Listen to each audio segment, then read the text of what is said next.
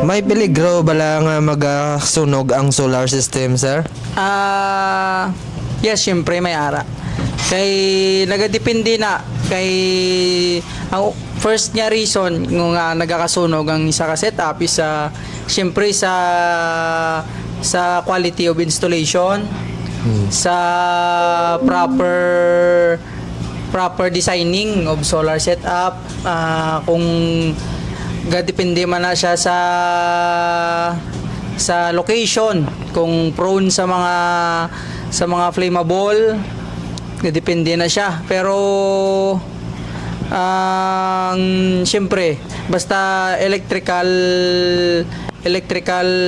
related nga mga setup or solar, prone gina siya sa sunog. Pero kung ang imo installation is quality, kag ang location sa imo solar setup is malayo sa mga flammable nga substance, Solana for you.